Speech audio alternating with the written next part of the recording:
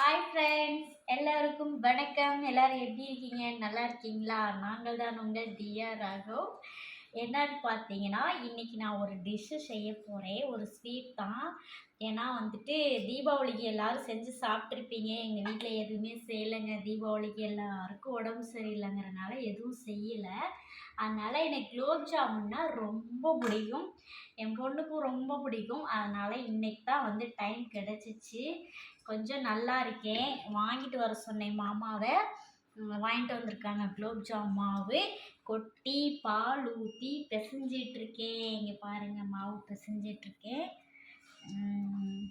அடுத்து வந்து ஜீரா வந்து கொதிச்சிட்ருக்கு அடுப்பில். ஜீரா சர்க்கரை பாகு இது வந்து இன்றைக்கி செஞ்சு சாப்பிட போகிறோம். ஸ்வீட்டாக சூப்பராக இருக்கும்னு நினைக்கிறேன். ஏன்னா வந்துட்டு குலோப் ஜாம் செஞ்சு நான் 2 வருஷம் ஆச்சு. அதுக்கு இடையில நான் இன்னும் செய்யவே இல்லை.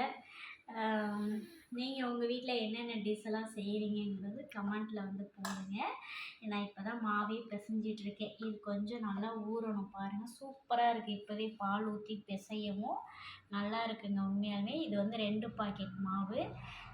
இதில் கொட்டி இனிமேல் தான் உருண்டை ஊருட்டி சூப்பராக போட்டு நெய் இருந்தால் நெய்யில் வறுக்கலாம், இல்லைன்னா எண்ணெயில் வறுக்கலாம்.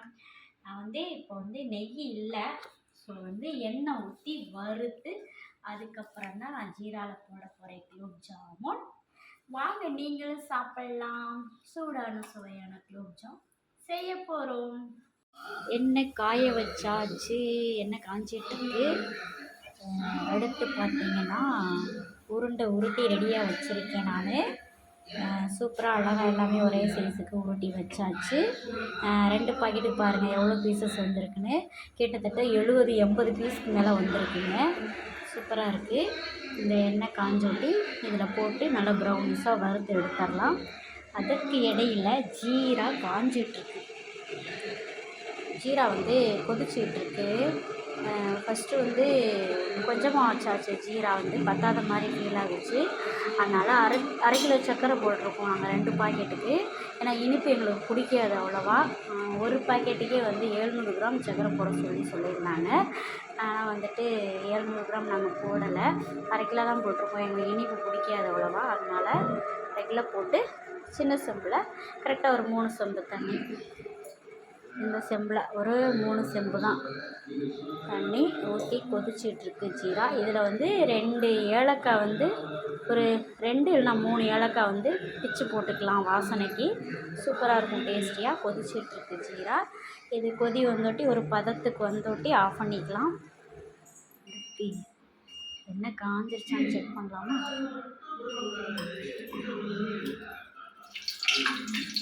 காஞ்சிருச்சு, எண்ணெய் நல்லா காஞ்சிருச்சு. இப்போ வறுத்து எடுத்துக்கலாம்.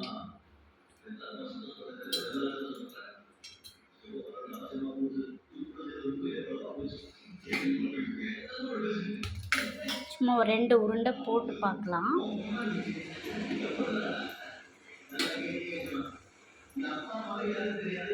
ரெண்டு பால் வந்து இதில் வந்து போட்டு பார்க்க போகிறேன்.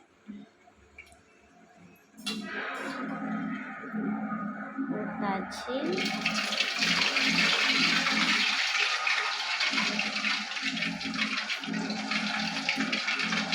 நல்லா கொஞ்சம் ப்ரௌனிஸாக வர வரைக்கும் நம்ம வந்து வறுக்கணும்.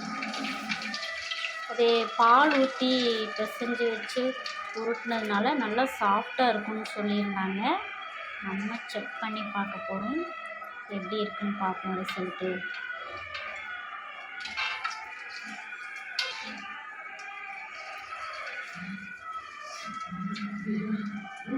நல்ல கலராக வந்துருச்சு, ப்ரௌனிஸாக.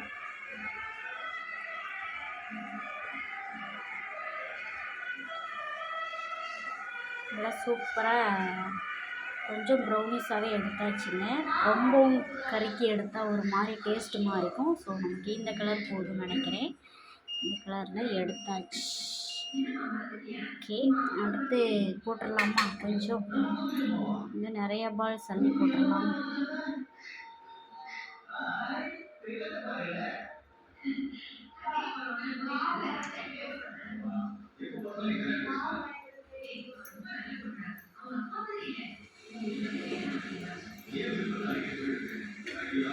நான் கொஞ்சமாகவே போடுறேன், ஏன்னா கொஞ்சம் பயமாக இருக்கலாம் இதாகிக்கணுன்ட்டு, அதனால் கொஞ்சம் கொஞ்சமாகவே நான் போட்டுக்கிறேன். மீடியம் ஃப்ளேவரில் தான் வச்சுருக்கேன் அடுப்பு. எனக்கு போட்டுமே கலர் சேஞ்சஸ் ஆகுது.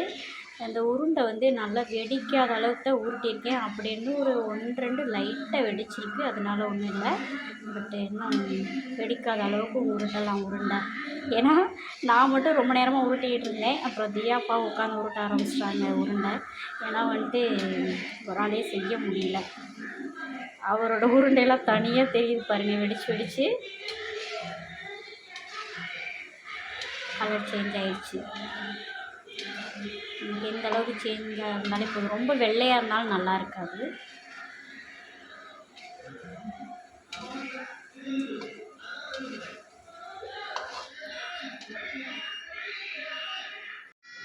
சூப்பராக ப்ரௌனிஸாக வறுத்தாச்சு.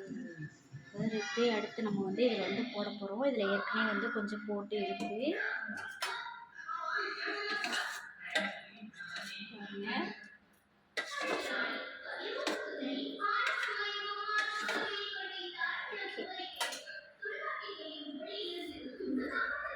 ஃபைனல் டச்சப்பில் காமிச்சிக்கலாம் விடுங்க.